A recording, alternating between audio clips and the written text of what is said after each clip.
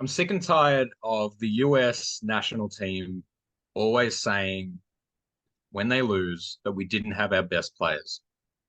We kind of reputably know that the United States is the capital of, the talent for basketball players, but that has changed. The international game is far stronger than it's ever been, and I'm just sick of it. I'm sick of always the excuse of like, oh, if we had LeBron and KD and Curry, we would have won. Maybe you wouldn't have. Maybe you wouldn't have, because the FIBA game is different in its rules. You have eight less minutes to play, so you can't be really mucking around as much. And there's different timeouts. There's different goaltending rules, in terms of around the basket. But also, you're talking about a style of basketball that everyone else in the world plays that America just kind of rocks up and says, "Yeah, we can figure it out on the day. We'll figure it out." The world is better. The world is better than it was 20 years ago, 30 years ago.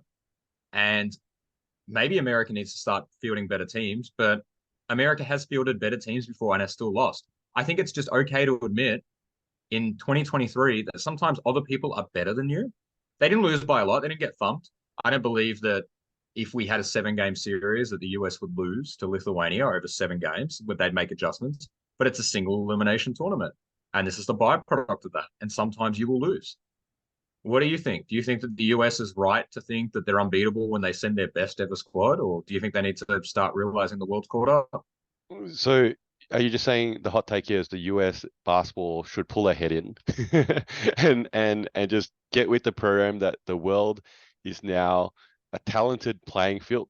And like you alluded to, when you're playing now the FIBA game, 8 minutes shorter, I believe 2 steps, not three. Yeah. And then you don't bring a legitimate center when you know those Europeans will bring their 7 footers and multiple 7 footers on their squads, as they've done for years and years and years and years. And then somehow be shocked that when you lose the rebounding game, that you lost the game too. I think that's the most fundamental take that I saw with the Lithuania win over the US was everyone knew their flaws, and Lithuania had the personnel to take advantage of it. And maybe not every other country out there has the personnel and the skill, the talent to obviously take advantage of it. But I think we know, yeah, we've coached basketball too, obviously, and we play basketball too. If you've got a team that's taller and they're okay, at least they're as good as you. Yeah, they're like 80% as good as you, but they're taller and stronger and willing to just throw their bodies, around and sort of bang you around in the post and just get those sort of pain points. Your life gets a lot harder. And I think Team USA sort of found that in that loss. Yeah, look, hey, I think that I don't know. I think it was, should I say this? Was it arrogance that they didn't actually bring a legitimate center on this squad? I don't know if it's arrogance. I don't know if it's availability. We had a previous conversation about this where do players care? Do players want to represent their countries? I I just think I just also think it's discrediting. I think it's discrediting the fact that another team is as good or better than you because there are certain countries that have rocked up at the Olympics or the FIBA World Cup, and we all kind of acknowledge I do not see them as title contenders, just like NBA teams. There are some teams that we don't see going all the way. But I feel like Americans walk around, and this is really easy to say from the comfort of Australia, but Americans kind of walk around just assuming that we always win. And if we don't win, it's everyone else's fault on the team. Like we should have taken this player, we should have done this. Then acknowledging that maybe other teams in the world can beat you, can be competitive. And what baffles me is we're acting like Team USA just lost for the first time. Team USA have lost, not a lot, but they have already lost before. They've lost Olympics, they've lost World Cups. This is not uncommon. This does happen. You're totally making valid points. Maybe they should have brought a better center. Maybe they needed different personnel. But let's not walk around and say doing those things ensures the victory. They have never won 100% of their games. They have lost that opportunity to continue moving forward, winning 100% of their games because everyone will eventually lose. That is sports. And I don't understand why the US thinks that they're exempt from this in the FIBA World Cup. I think, yeah. Look. I'm going to agree with you. Okay, in the broader take here. I just pulled up. So you can make an argument here. Walker Kessler is obviously their center, but he's playing like less than 5 minutes a game. I think and it was never the plan to go to play that way. I think maybe it's a level of And you obviously talk about, or whenever we talk about Jaren Jackson Jr., we know he gets into foul trouble. Yeah, that's a fact that we've all known since he's been in the league for how many seasons now, that he just fouls a lot, hampers his minutes, hampers his production when he gets into foul trouble. And I guess again, when you're facing squads that you're playing a pure center against, a power forward that fouls a lot, well, would it be shock horror that he actually gets into foul trouble fairly often? you know, and then when he gets into foul trouble, you now have to shift him to the bench, and then you have to go with a different lineup. And that's the part where there's a lack of flexibility. I think, Banchero is not a big. Yeah, if anything, you can make an argument here that he's probably a 3-4, not a 5. Yeah. And sure, he's had a couple of good games against some of the smaller countries out there, that have weaker basketball teams, and then there was all that praise for him in that sense. But he's not sort of designed to match up against a 7 foot like the Lithuanians sort of had in that sense.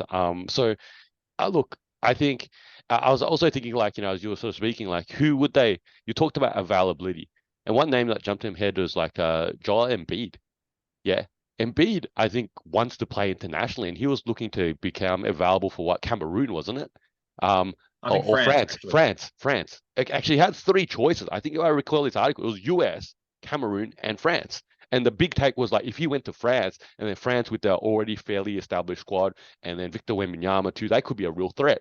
Okay, but Mm. that's the thing. I don't think Embiid has ever been really given a look by USA Basketball. Maybe it's not natural, it wasn't born in the US in that sort of sense, but there are players that have been given that sort of opportunity in that, when they fit a need in a sense, and this feels like a need. Okay, and I guess if we look up and down here, there's all the squads, including sort of like college ranks and things like that too, and even like other sort of the leagues in the US or other players that are US based, there are clearly names available. They could have like, Cam Johnson right now, it would be a drop. Like, you're not playing him because you've already got six guys that play on the wing. Like, how many guys do you need to play on the wing? And I get you're trying to go with that small ball free flow game, but the 5 minutes that Cam Johnson's getting right now, that could have gone to any other player 5 extra minutes, or divvied up between three players 2 minutes each, okay, and filled an extra spot with a true 7 footer. Okay, a second 7 footer, and not a second footer that's just a rookie that's just finished his rookie year. That's Walker Kessler. Okay, we're talking about a vet that obviously has played whatever 8, 10 years, something like that. Is like, late 20s, that sort of knows that. And surely USA Basketball has someone in the pipeline that someone like, all right, we probably should have considered him. I don't know. Like, I don't know if you got any names that jump into mind. Well, Bam, if you didn't already mention him, feels like Mm. a name. JaVale McGee has been a representative for the US in the past and feels like he doesn't have as much of an ego and would probably be appreciative of the opportunity. DeAndre Ayton, I believe, is playing for the Bahamas, so he's not eligible. And yeah, I don't know, like maybe it's a bigger discussion of how the center position has started to be taken over by, the international game. I'm not too sure. But don't you personally feel, and maybe this is just a theory and I could be completely wrong, and feel free to crop this as a great soundbite and then have everyone negatively react. But do you wonder if the US does this where they never send their best possible team just in case this happens, where they get to like hang their hat on the whole concept of, well, like we weren't really trying, like we're supposed to win, but if we don't, like, oh, we probably could have tried a bit harder. Do you think that maybe they back away from that challenge where instead of guaranteeing victory, going for complete dominance, they see how much they can stretch it. They create a scenario in which, like, if the unfathomable happens and Team USA loses, well, at least we can put our hat on. Well, it's not too big of a deal because, could have taken some other players. I, They I weren't I love here. your Let's not take. get You're now dipping your foot into conspiracy theories almost, right? That's what it been a feels while. like, Been a while. But look, I think there's a legitimate case that a lot of the top talented players in the NBA, especially those that are, play heavy minutes, had long playoff runs, sort of older in age, but clearly got those established resumes, um, you know, are not available because it makes sense for them in the bigger picture from a career perspective, from a health perspective, and an earnings perspective.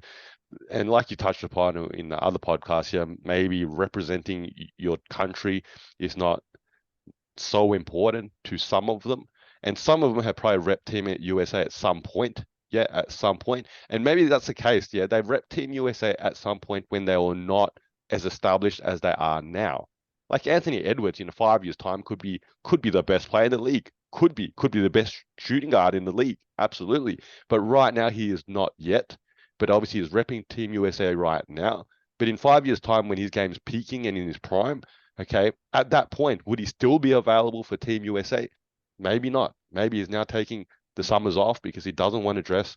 And I think that's probably the bigger picture here. So I'm not going to buy into conspiracy theory. It's probably a convenient way to sort of say that yes, you're right. Yeah, hey, I didn't have my full team, so I lost. So bad luck. That's why we lost. But look, I think there's a level of legitimacy, right? That there's so many talented American players, and a lot of them obviously at the top level, need to rest. This is Two Guys with Spare Time. I'm Faz, this is Nick.